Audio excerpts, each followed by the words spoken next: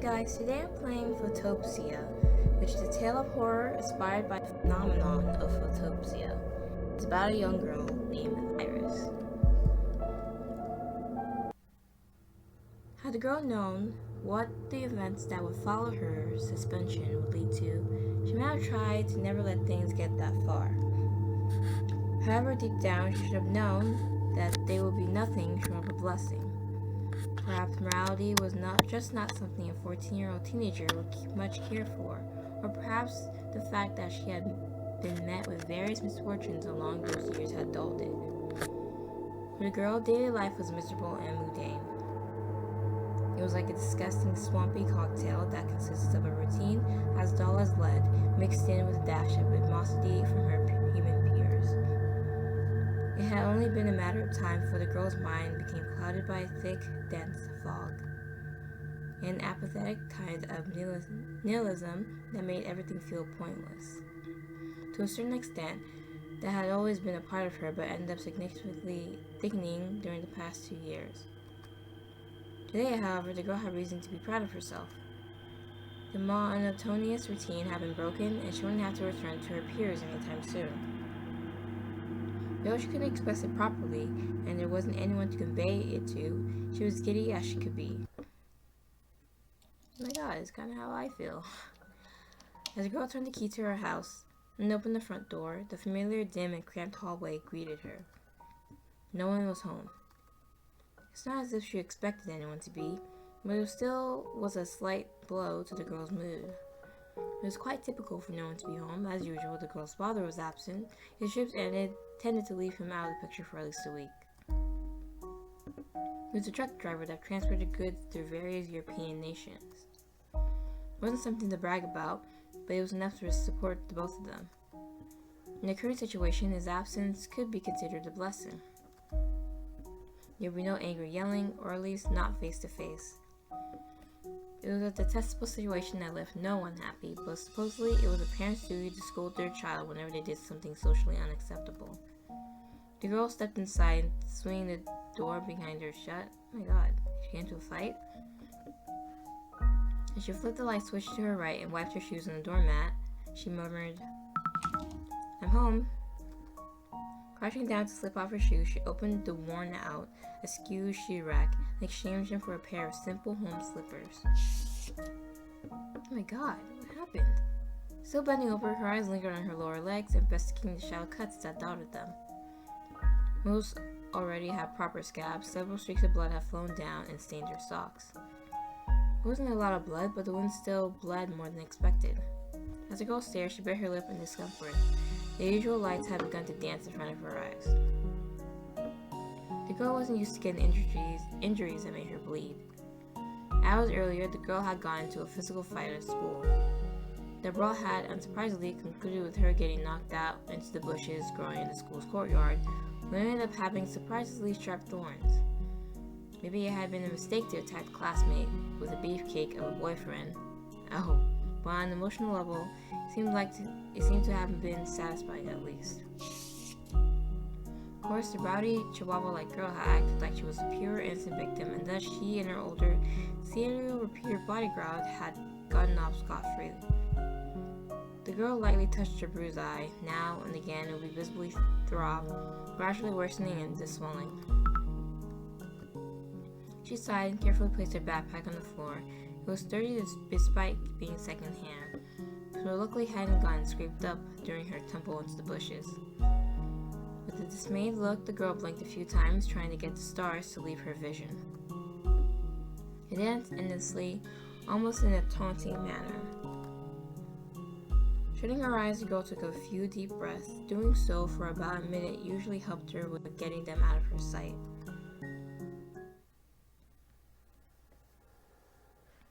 Naturally, it worked this time as well. As the girl got up, slipping her feet into the slippers, she took a key ring from her coat pocket and locked the front door with the thickest of the keys. Along with the key to her bicycle's lock, a metallic four-leaf clover dangling from the ring. The middle of it was engraved with the girl's name. Turning the key ring to its usual pocket, Iris tightly let her coat slip from her shoulders, hanging it on one of the 3 lonely hooks to her left at the right side of the door. Picking her bag up again, Iris switched off the entry's hall's light and proceeded into the living room. The living room had 3 functions. It was a kitchen, a dining room, and as the name implies, a living room.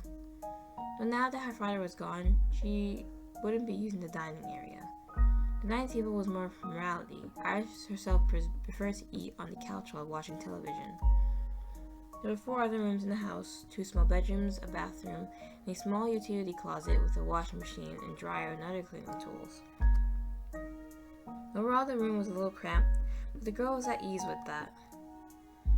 She was used to small places. It was the big, open ones that instilled discomfort in her. Furniture was overall pretty dull. The house had come with it, as had all the homes which the girl and her father had resided in throughout Iris's life. The only piece of furniture that hadn't come with the house was a small freezer, for her father always seemed worried about running out of food. It was stocked up with cheap frozen pizzas, cheap ice cream, and meat. They never took any other furniture with them, as everything was always of mediocre quality and did its job as adequately as possibly could, without ever being too good. Years ago in another town, the girl had noticed how much more comfortable her friend's house was. It had been quite a shock, especially when the friend had insisted that it wasn't that great. Sometimes the girl pondered whether she and her father would have nice furniture if her mom had been alive. Typically, the 2 of them would have left this place a year ago, but yet they remained stuck in this place. The 2 had rarely ever lingered anywhere for longer than a year, and unfortunately for Iris, they were currently stuck in this place. Lost in thought, Iris absentmindedly entered her own bedroom and dropped her backpack off of her shoulders next to the dresser.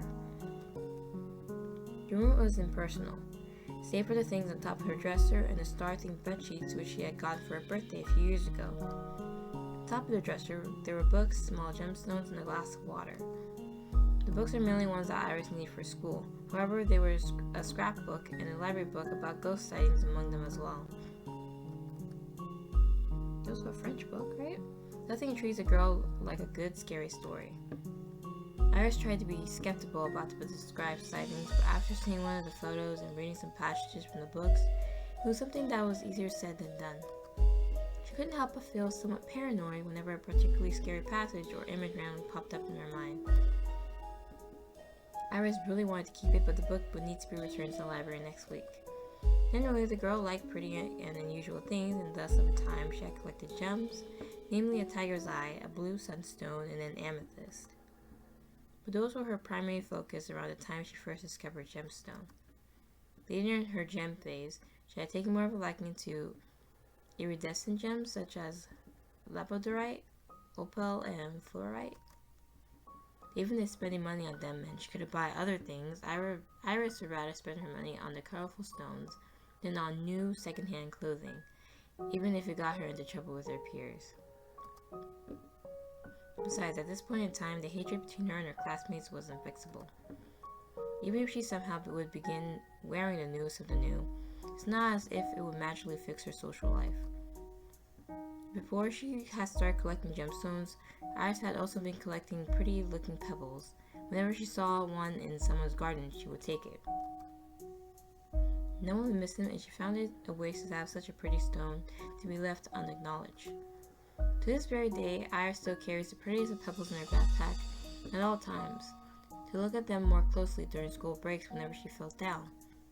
Taking pebbles to school was a lot less risky than taking any of her gemstones with her. After all, no one will go out of their way to steal a pebble, she hoped. Iris crashed down next to her bag, took out her phone and her charger, plugging the said charger into the socket next to her bed when she had connected the phone. It wasn't very low on battery, but she preferred to keep it fully charged as it was less likely to unexpectedly shut down that way, as even with the new battery, it was a bit unstable. Its own design was a ripoff of one of the more popular brands. It was 4 generations old, and it was a second-hand one as well.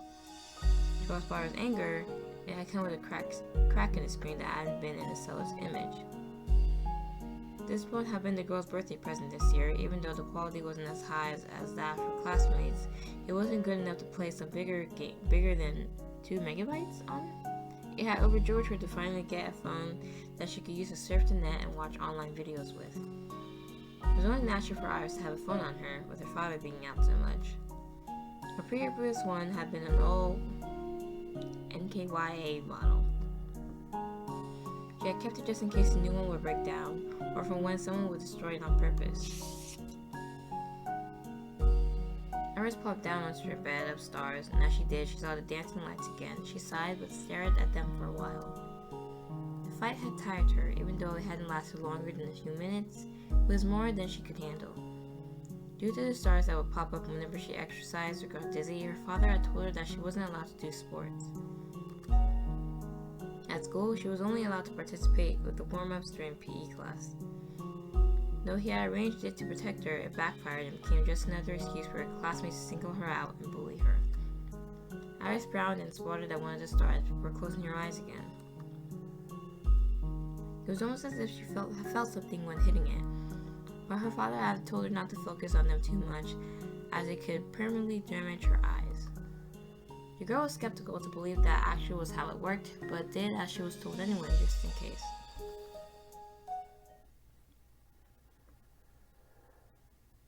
Iris sat up slowly and opened her eyes again while simultaneously taking out her nightgown from under her pillow. Even though the routine had been drastically disrupted, it seemed that it hadn't changed the girl's daily course of action at all that much.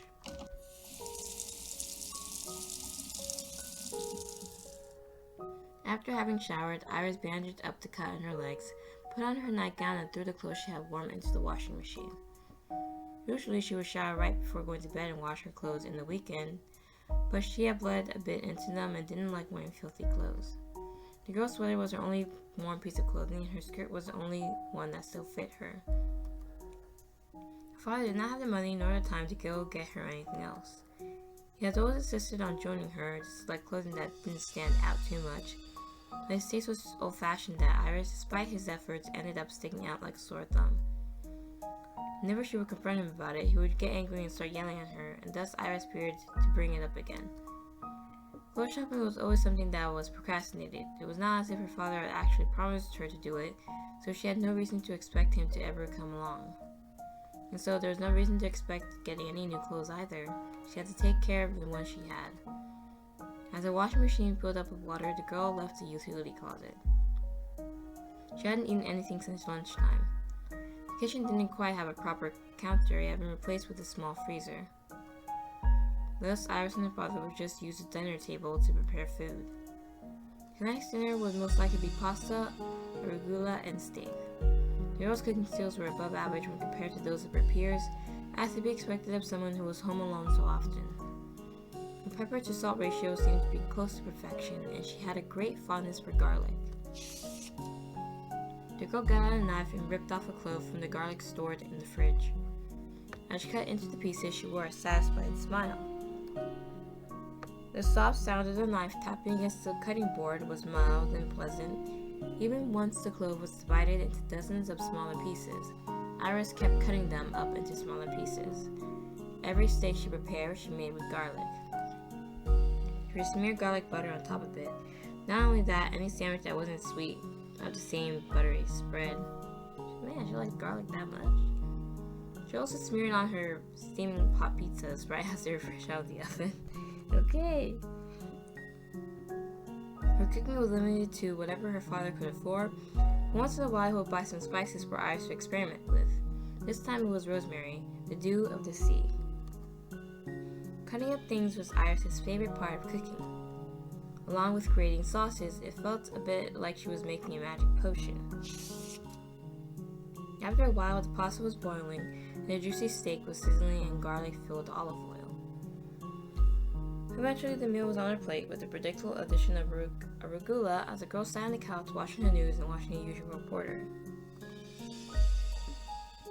Whenever her father was home, they usually joked about the awfully coordinated and expensive clothing everyone was wearing.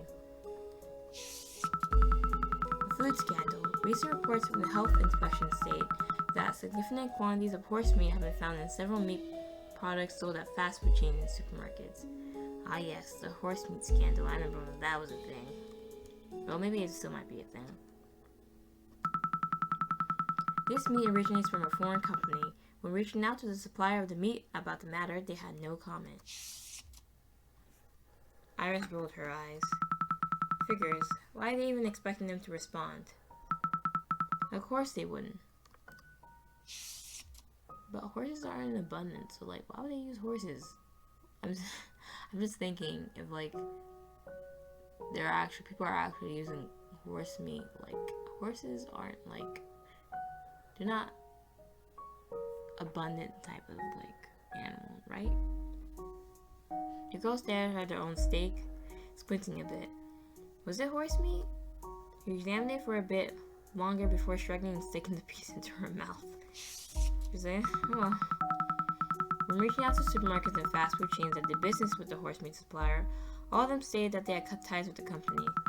In other news, more people have gone missing this week. In the majority of reported cases, the missing person had last been seen traveling by train.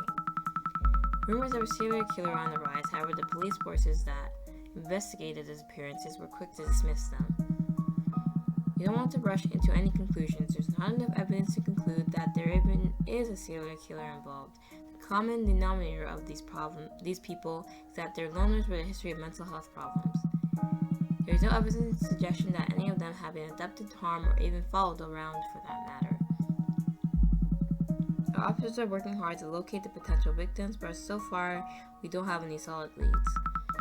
If you have any information that could aid the police in their investigations, please call the number currently on the screen or contact the police force through social media.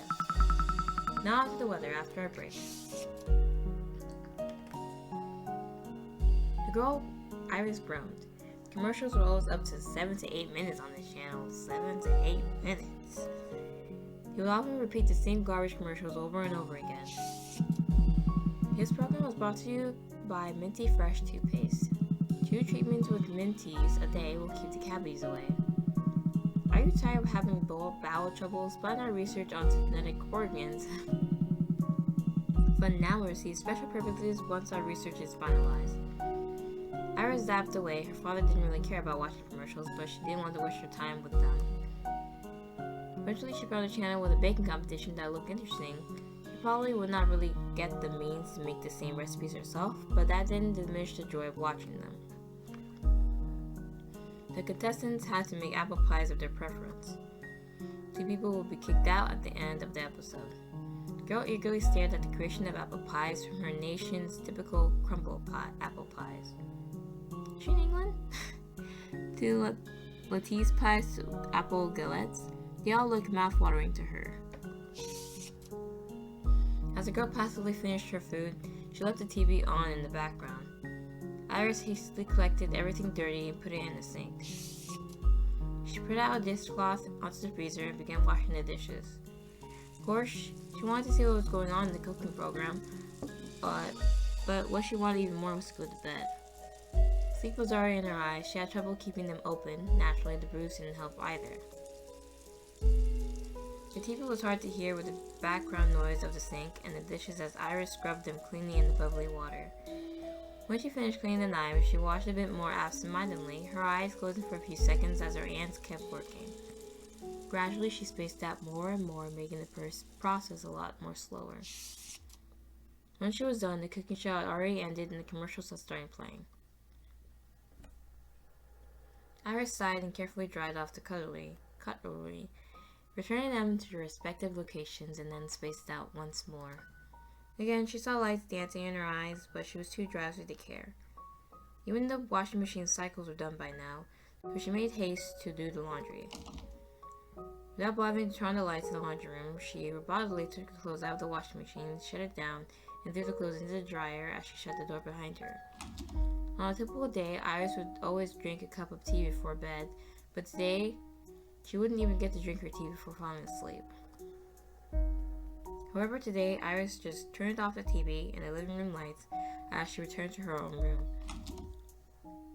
The girl quietly walked over to her bed, plopped into it. When she had properly gotten herself under the blankets, she almost immediately drifted off.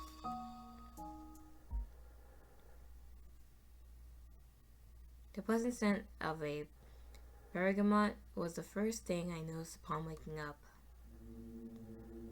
I sat at a small yet elegant table, a teapot, two teacups, and a refined cake stand. Without really thinking about it, I took the cup of tea into my hand. It felt light and wasn't filled. How peculiar. I was sure that it had been filled when I picked it up. Rounding and looked down at it, as I did, the cup gained weight and filled up with hot tea. It was a bit surprising, but luckily I didn't drop it. My eyes fell on the chair across from mine. It was empty, yet the teacup on the other side contained hot tea. It was a weird dream. Was I waiting for someone? Was this some kind of meeting? It had to be. Somehow I just knew. I fixed my posture and straightened my back. Who was I meeting? I couldn't remember, but for some reason I was sure someone would come around and tell me something important. What's wrong, dear? You look so confused. Huh? I looked over at the other seat but didn't see anyone in it. It couldn't be that I was meeting someone who was invisible, right? Down here, girl. Come on. You didn't forget about me, right? My eyes shifted downwards. Wait, was it coming from the teapot? Now and then steam would come out of the teapot spout. It was almost mythical, as if it was breathing. I tried swallowing the lump in my throat. I didn't want to offend the teapot. Of course I didn't. I tried to say it with conviction, but it was clear that I was lying. Oh dear, you did, didn't you? A wave of shame flooded over me. I bit my lip, and I looked away. I couldn't face the teapot. To have a meeting and not even know the person who was serving our snacks and tea was utterly disrespectful. A real reputation ruiner. It was a teapot. Now, don't fret, my dear. It's fine, really. Honestly, I shouldn't have expected you to know. Feel free to call me Miss Teapot. Miss Teapot? Isn't that kind of stupid? Is what I wanted to say, but I held my tongue. I didn't want to offend the lady any more than I already had. Even though she had told that it was okay, it really wasn't. At least not in my opinion. It's nice to meet you. I'm Iris. I know that. It's nice to see you again, Iris. I'm very sorry that I don't remember our former meeting. Or meetings. That's fine, nothing particularly interesting happened, so it was only natural for you to forget. But, still, enough, girl.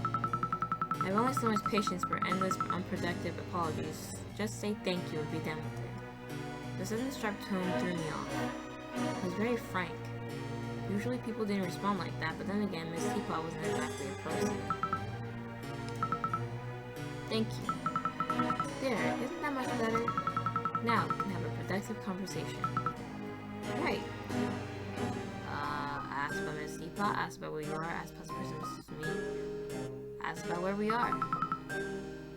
So, where are we? Teapot chuckled. Smaller puffs of steam escaped the spout. Does that really matter? I thought for a while. Did it matter? I looked around, only then did I notice the table was surrounded by a dark, dense fog. The table wasn't smothered in it due to some kind of peculiar spotlight that hung above it. A sense of dread washed over me. How hadn't I noticed the surroundings up until now? The fog moved, squished, and squirmed in an unnatural manner. In the distance, I heard a disgusting, wet sound. Somehow I felt like it was calling out. The elephant in the room would kill the light above and let the mist invade the area of the tea table was in. What if it would hurt me? No, something like that would definitely hurt me if it could get to me, I'm sure. Anxiously, I bit my lip as I turned my attention back to the teapot and decided to drop the subject. I guess not, really. I couldn't help but wonder whether the teapot felt the same as me about the dark fog. Even if she did, she probably wouldn't tell me. Let's ask about Miss Teapot. You're a teapot. I'm aware. Do you like being a teapot? Do you like being a human? I haven't really thought about it. I guess it was an odd question. Not particular, I guess. Well, there's your answer then. I see. What else could I ask? If I ask her if she likes the way she looks, she'd probably just ask me if I like the way I look, or something similar. Do you have any hobbies? Do I look like I have hobbies? So I guess the answer is no. That's quite rude. This is kind of awkward. Alright, was that something we're supposed to do? Who am I meeting? I mean, I assume the teacup isn't for you since you can't drink from it or sit on that chair. Without it being unpractical, at least. Well, you mean someone important. That doesn't tell me anything. It is all you need to know. Do you at least know if they're human or another teapot? No. Did I meet them before? Maybe. Fine, can you tell me anything about them? Why should I tell you? This conversation isn't going anywhere. The dread that had filled me just a few moments ago, earlier, made way for irritation. The teapot had no useful information whatsoever. It was just all vague nonsense. Why couldn't you just tell me? Could it be that she was just putting up a high and mighty act because I have amnesia? Do you just not know things yourself? Prescriptive answers are useless. You should just tell me if you don't know something. Such impudence. Child, perhaps you should remain more prudent, for your own good. What are you going to do about my impudence? You're just a teapot. Why don't you help me instead of just acting as if you're smarter and better than me? You're far less obnoxious when you are more meek. It's no wonder you don't have any friends. Ouch. That one stung. I didn't really have a retort for that since, well, it was true. When I read my eyes, it fell in the snack tray. It was not filled with regular snacks and cakes, but with a small, floating stars. Curiously, I picked up one of the shiny snacks. It felt oddly warm and left a tingling sensation on my fingers. Having nothing to lose, I popped the star into my mouth. As I did, the same tingling filled the inside of my mouth. The star seemed to have somewhat of a sugary sweet shell. But as I bit into it, a thick, cold sauce liquid came out, filling my whole mouth with something with a condensed milk flavor. As I savored it, it changed into something hot, more akin to cherry. It was a bit like ice cream with hot cherries on top, yet it was unlike anything I had tasted before. I couldn't help letting out a satisfied sigh. It was absolutely perfect. Miss Teapot let out a somewhat condescending giggle. Every time you act as if it's your first time you tasted one, even though you stuff your mouth with them each and every time. Huh? Really? This taste is so different. I can't even imagine forgetting something this tasty. But you did forget, didn't you? I'm really sure some people would kill for your talent at forgetting things. Okay, it's not that bad. It's not like I forget everything, it's just that I'm having a hard time thinking in this place. And that doesn't apply to other places? Of course not. Then what about the other places do you remember? I closed my eyes for a brief moment, trying to think about it, but no matter how deep I dug into my mind, nothing came up. No images, no thoughts. Nothing. I couldn't recall anything outside of this space. Why not? That didn't make any sense. I'm sure I hadn't just existed inside this space all this time. I don't really remember anything else. Then, it really is a talent, is it not? Don't blurt out nonsense without thinking about it. I'm becoming a lady. Who is this person? But I'm not a lady, I'm a girl. Young lady. Whatever, I don't care anymore. Just stop antagonizing me already. I didn't do anything wrong, yet you're treating me as if this amnesia is somehow my fault. Why don't you work on trying to help me instead of just looking for excuses to act condescending and mean? Well, you can't really blame me for being a hothead, can you? I was born in heat and born to be the very hothead I am today. Okay. Letting out a frustrated huff, I took my teacup and brought it to my lips. The bergamot don't know how to say that word right. Scent was typical for Earl Grey, but I could detect another aroma. I knew they were in England or Great Britain. It was something citrus-like. To be exact, it smelled like orange. So then, this was Lady Grey, not Earl Grey. I had no idea why I knew something so insignificant yet. Remembered almost nothing else. At least, it was something. As I took a sip of the tea, I couldn't help but notice that it was somewhat bland. It was as if the tea leaves had been used a second time and were close to being exhausted. Wondering about the mixture and slightly curious whether it had the typical blue cornflower petals that were supposed to be among them, I realized it lived off of Miss Teapot and peeked inside. She's gonna get mad. Hey, I won't stand for this. Don't do just as you please with my body, you insolent child. Do it. Jeez, don't make it sound so dirty. There were no leaves inside at all, in fact. There was not even tea inside, just hot water. For some reason, I couldn't help but feel smug. Why, there was no tea inside at all. Oh my, even though you're a teapot, all I have inside is flavored hot water. What is the point of that? Is this not due to your own incompetence? Even my own tea is somewhat bland. This is all you can do? Watch your tongue, girl, or else I'll make sure you'll burn it on your next cup. Besides, this is your responsibility, not mine. Huh? What do you mean by that? Why, I may provide the water, and will always keep it hot. It is your task to find the tea leaves. Find them? What? How am I supposed to find them in a place like this? How should I know? You usually just disappear into the shadows for a while, then you come back with tea. Really? I have to go out? Into that darkness? That's correct. I stared into my teacup for a while as the teacup. Why can I not read? The cup meant for the person or thing I was waiting for. Repeat that again. It seemed to be cooling off. I couldn't deny that it would be inappropriate not to serve hot tea to someone I was meeting, especially not when I had drunk some before they arrived. Maybe they would come with tea themselves? I don't think so. That's something that I could hope for, but it wasn't a certainty. Ugh.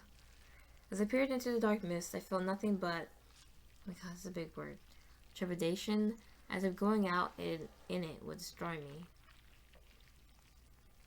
Whether it was poison or some inexplicable dark being, it felt like something hostile. I didn't want to go out into it. The mere idea sent shivers down my spine. To calm my nerves, I shoved a few stars into my mouth. This time I let the outer shells melt and the patience was rewarded. This was even smoother than before. I hummed satisfied as I finished my tea. Hastily, I peered over at the tea meant for the one I was supposed to meet. Are you considering drinking it? Maybe. It's a yes or no question, so is it safe to presume that is a yes, then? I guess so. I mean, otherwise the tea will go cold, right? It'd be a waste. That's true, but maybe your company will like their tea cold? Maybe that's not something that is safe to assume. That is true as well, so will you drink it? I thought for a while, drinking someone else's tea is weird.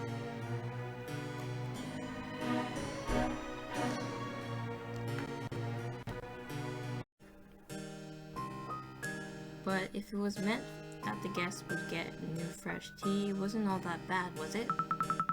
Depends on whether I'll be going out into that fog or not. So will you? But I really found tea out there. Well, you did come back with fresh leaves last time, but I can't guarantee it. And it is safe, right? I won't die? Teapot barked out a laugh. Silly girl, do you think I can predict the future? Even if I claimed I could, why do you think my words would guarantee your safety? Fortune tellers often assure the safety of the person that pays them.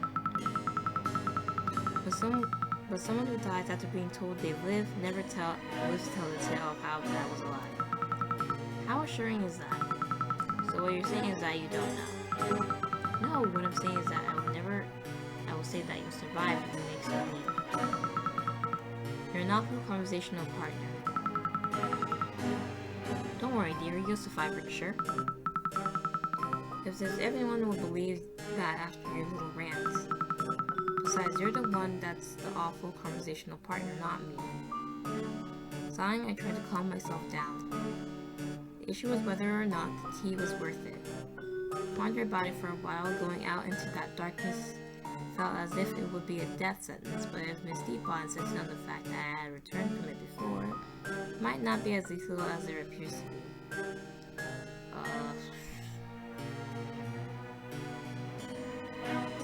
Let's enter the darkness on noble quest for tea. Well, alright then, I guess I don't really have a choice.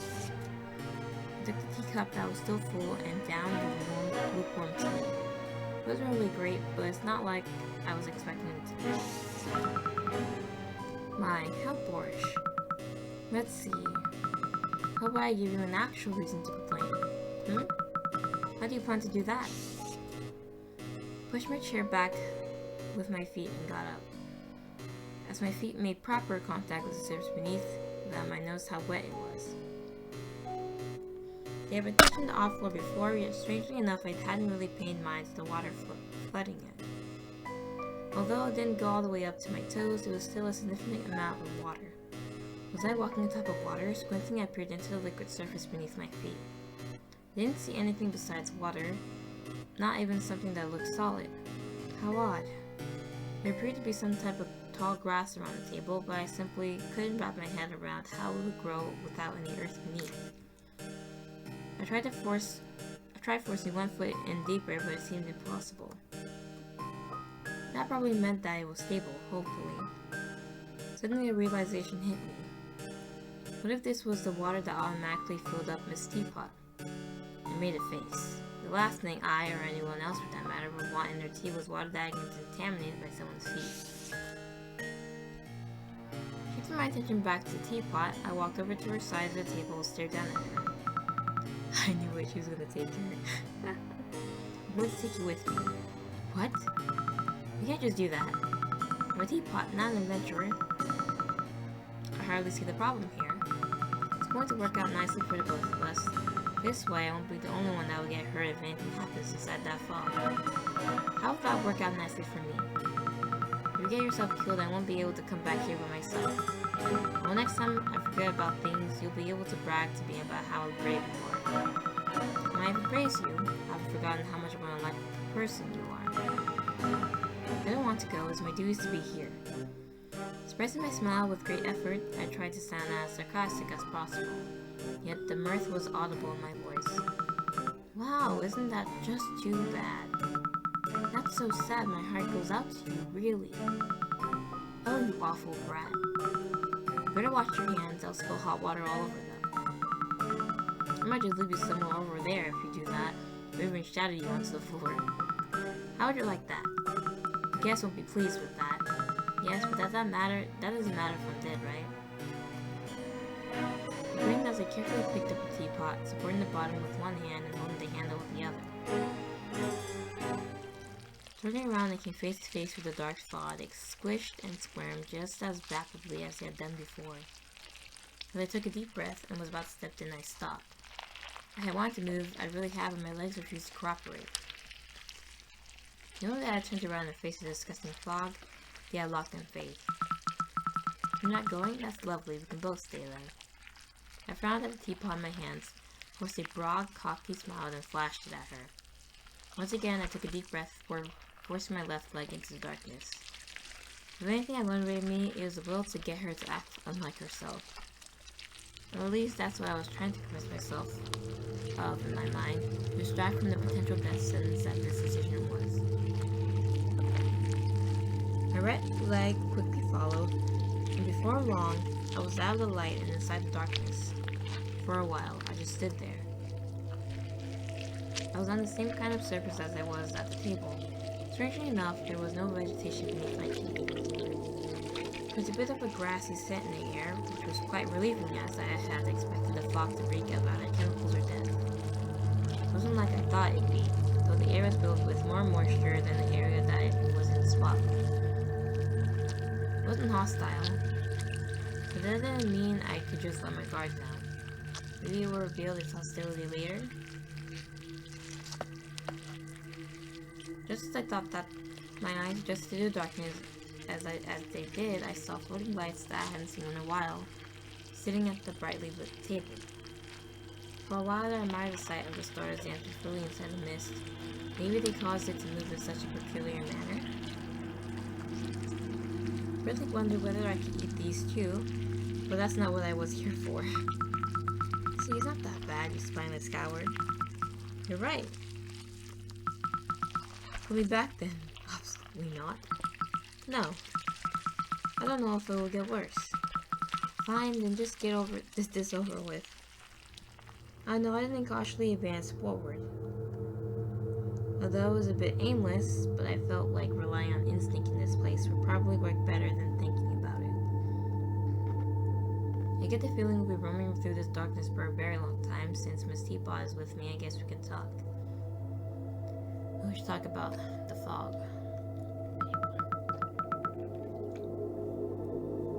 What do you think this fog is made of? Who knows? Obviously you don't. Can you just play along for once and speculate with me? As I spoke, traversing through the seemingly never-ending darkness, I tried following individual stars with my eyes, but every time I focused on a single one, it was quick to leave my field of vision.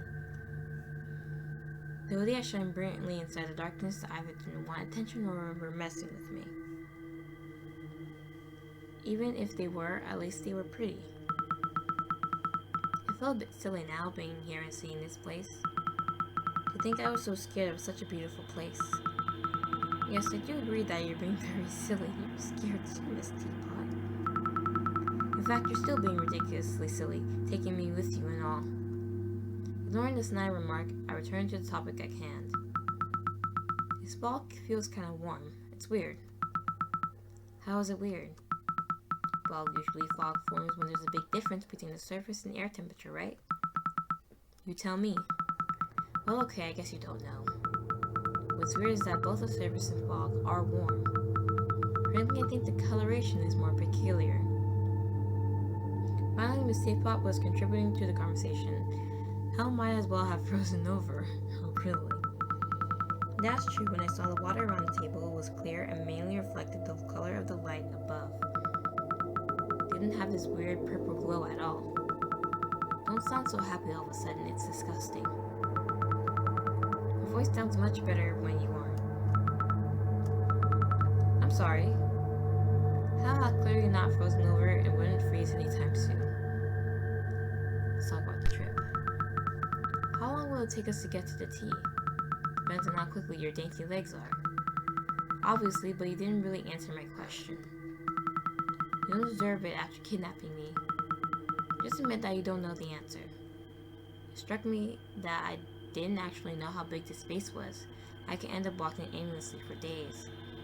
Was this space going to be as big as a warehouse, a country, or the whole Earth? What if it was infinite and never-ending? A space even bigger and massive than even our universe. Even thinking about it made me feel dizzy. Without really thinking about it, my grip on Miss Teapot tightened and I froze in place. Hey, don't squeeze so hard. That's quite unnecessary. I'm not getting anywhere if you're just going to stand here like a fool. Ah, I'm sorry.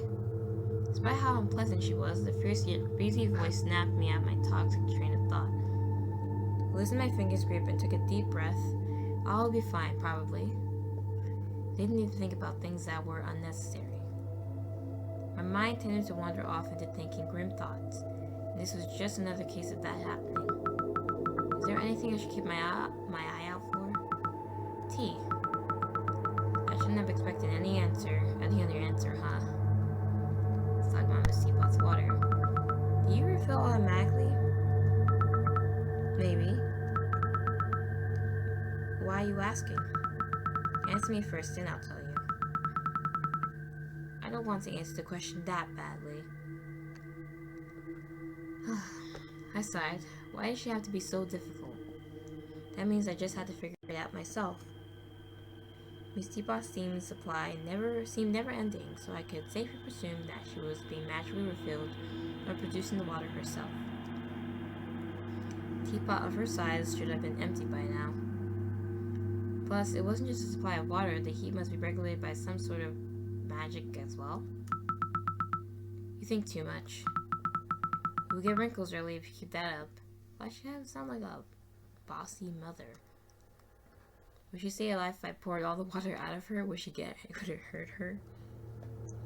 Surely not, since she was meant to serve tea. But then again, females of most species are meant to give birth, and that was something that's biologically normal, yet was said to be painful. Hey, what would happen if I poured the water inside you out all at once? That's simply not possible. I see, so it is a limitless supply. That's good. It meant that if necessary, I could use Miss Teapot as a weapon. Or it means I can cut off that supply at any time if I see fit to do so. Did she read her mind? In other words, I need to throw both her and the potential danger off. If something bad happens, I need to act swiftly. If that doesn't work, I'll have to chuck her at the threat and run. Didn't know for how long I had been waiting, but it felt like it had been hours. Maybe it was just me being an impatient person, but everything was starting to feel incredibly pointless. Was I even going to find anything? Did it matter whether I acquired any tea? What was the point of getting tea for a guest who might never even come? Why did I have to be the one to get it? I probably wouldn't find tea out here either. It was dumb to think I would. Right as that thought crossed my mind, I saw it. Oh, tea. Could have easily missed it if I hadn't happened to gaze over it by chance. There in the distance was a paper bag being held up by something dark. As I came closer, I saw something that resembled an adult hand holding a paper bag filled with tea leaves. But I couldn't feel any joy about finally having found what I was looking for. That hand didn't look natural at all. It looked like it was made out of a mass of small black beads. The beads moved and squirmed like maggots, making a disgusting wet sound as they moved. Unlike maggots, they would occasionally pulse as well.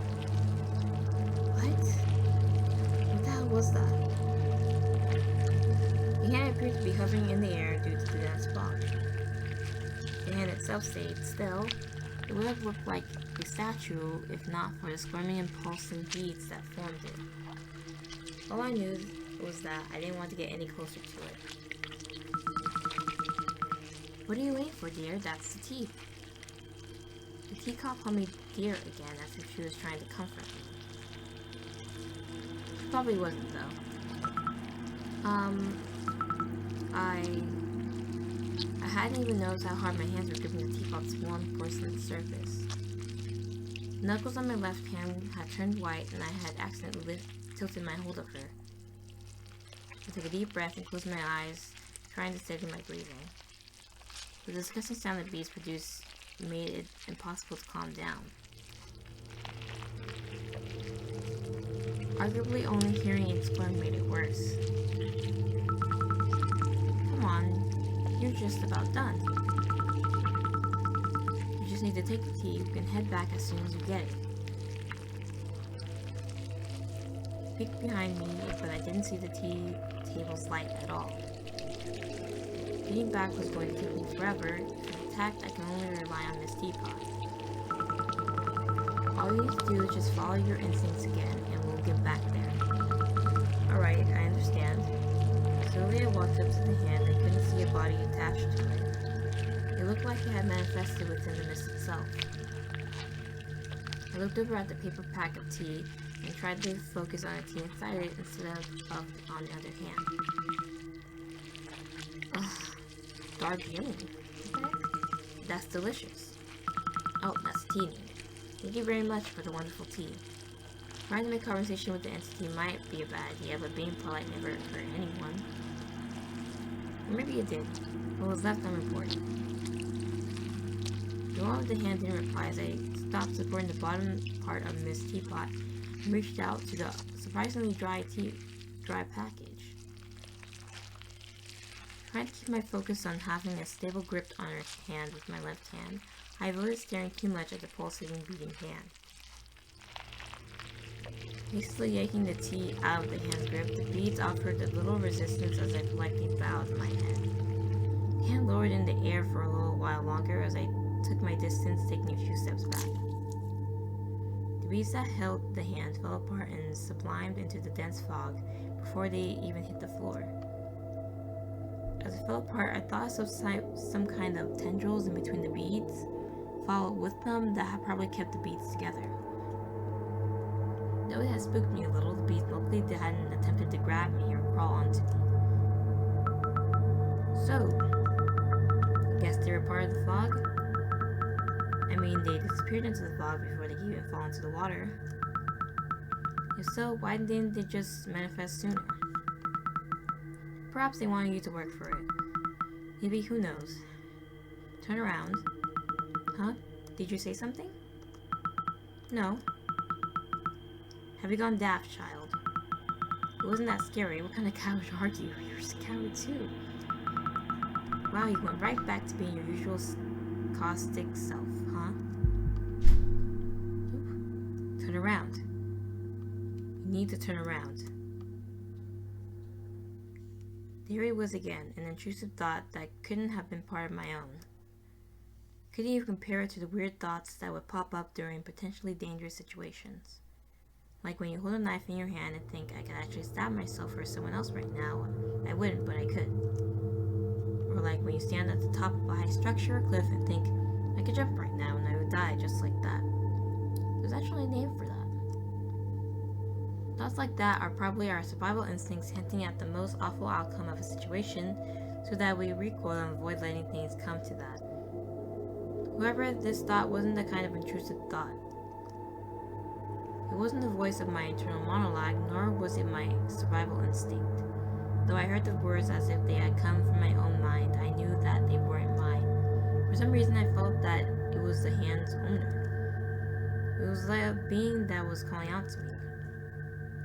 Not with its voice, but rather by planting its will directly inside my head. Shivers ran down my spine as cold sweat rolled down forehead. I had noticed how unsteady my breathing had gotten, my hands instantly turned clammy. Keeping my grip on Miss Teapot's steady was getting harder. I anxiously bit my lip as I tightened my grip onto her handle and the bag of tea in my other hand. As I took a deep breath, I gathered the courage I needed to force myself to turn around. Everything I'd been afraid up until now had turned out to be fine. So this, too, should be fine, right? And so, again, against my better judgment, I turned around. Only to find out that this was the end of the demo. This is Haya, it's not Halloween anymore, but this version initially got released back then. So please enjoy this bonus image of Iris dressed up as a shepherdess. Did you get the bad ending too? If so, congratulations, you explored everything there was to explore. It's been a while, hasn't it? A lot of stuff happened and I took a break after years of not taking a proper one, so sorry about that. A lot of things got updated, there's a lot of contact, survey, previous. Finish anymore? Oh, this game is really old. Old version.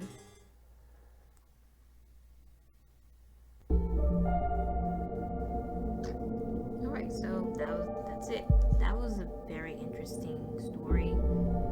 So I searched up the definition of Photopsia, and they're referred to like as eye floaters or flashes. They're like luminous objects that appear in a vision of either one or both eyes. Those are like things that you just, little things that you see in your eyes.